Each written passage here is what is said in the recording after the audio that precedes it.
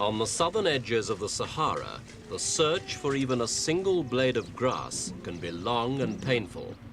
It's a situation common to vast areas of the globe, for more than a third of the world's land mass is covered by desert. But it's a situation that's getting worse. For year by year, the deserts are expanding, pushing back the frontiers of cultivated land and bringing death where life once was.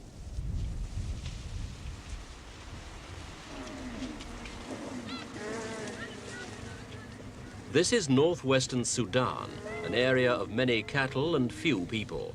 Raising livestock here is a constant battle against low rainfall and bare pasture.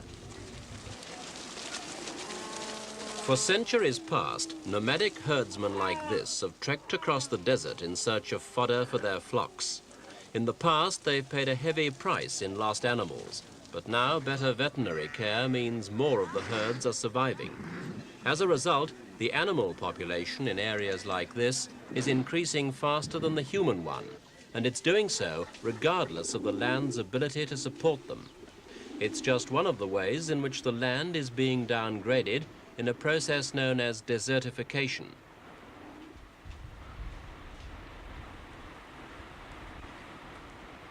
According to one estimate, more than 1/6 of all deserts are man-made.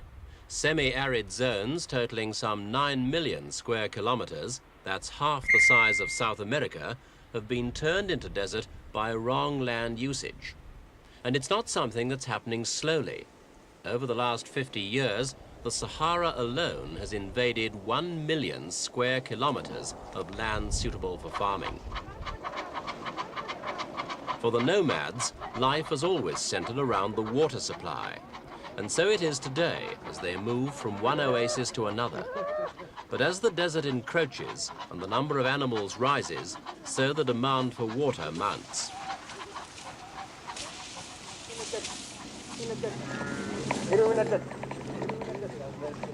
This is the meeting place of the Maganin tribe of 55,000 nomads.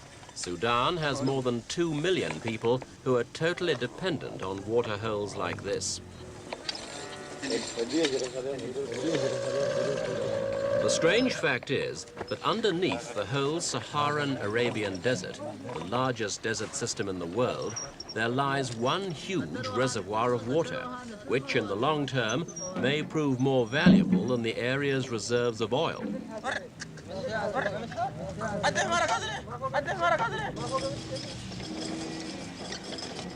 What's not yet certain is whether the water, like the oil, is a relic of another era, or whether it's being replenished by the area's limited rainfall.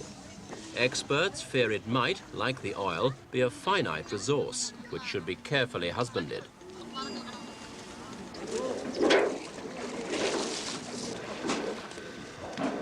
This is some of that water, pumped up by the government from the underground aquifer. Nomads are allowed to collect their own drinking water for just 1 hour every day.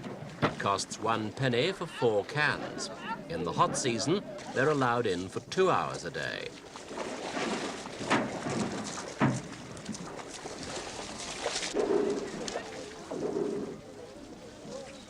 As long as they can afford the small charge, the nomads are allowed to take away as much water as they can carry, providing they don't use motorized transport. This ample supply gives them the freedom to roam, but the result is a lowering of the water table, which dries out natural water holes. The government's policy has been simply to drill deeper wells, but the wisdom of that is now being questioned. It's not just the nomads who are feeling the effects of the encroaching desert. Small villages and settlements like this are simply disappearing under the advancing dunes.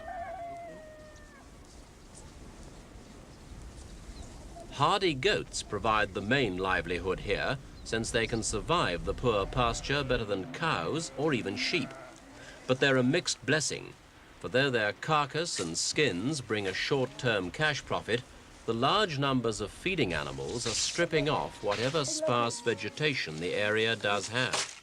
So the goats, which are so prized by their owners now, are simply hastening the day when the whole village will have to move on.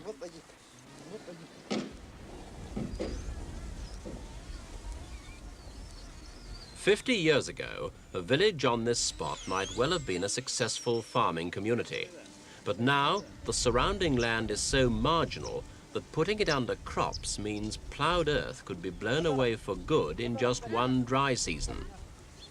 These women will probably have to seek new homes within the next 20 years.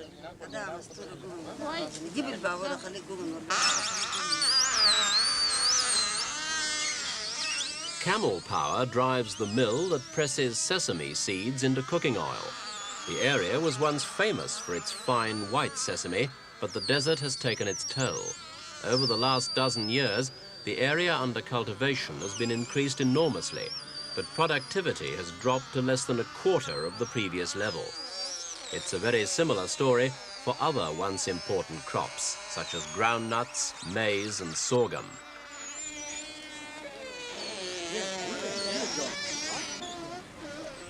In villages as small as this, the impact of the encroaching desert may seem regrettable, but hardly significant. The truth is very different, for this is indeed a world problem. It's estimated that of the 600 million people who live in arid lands, 30 million are directly threatened by desertification. It's happening in more than 60 countries, ranging right across the globe, from China to Chile, from Australia to the United States.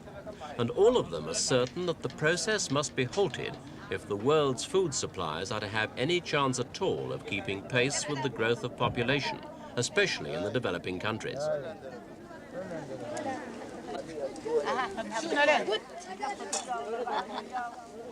The United Nations has decided the matter serious enough to warrant a world conference, which will be held in Kenya in August.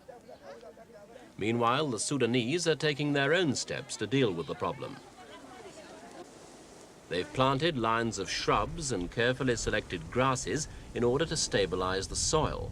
It's very simple, but it does work.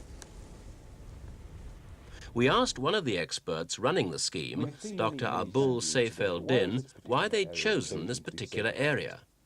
Well, this area has been chosen because it is one of the largest villages in the Khairan area, and at the same time, it has a very large, comparatively large area of productive land to produce vegetables and citrus fruits, as well as dates. And how much land was lost, and how many houses, how many trees were drowned by the sand? Well, there was more than half of the village was damaged by the sands, and I can't say how the number exactly. How I can say a number, but it was a fairly big number of houses. They seem very happy now down in the village when we saw them today. Oh yes, they are very happy, and a lot of people would want something of this nature to be done around their villages. Sudan's launched a $26 million scheme, which it hopes will be financed by its oil-rich Arab friends and some Western nations. But the country already has a fairly sizable team of experts.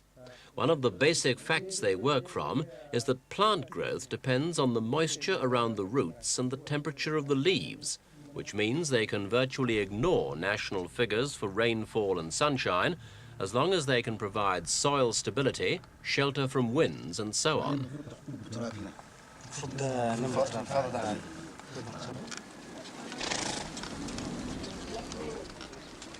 However skillful the experts are, they won't be able to solve the problem on their own, for this isn't a purely technical problem.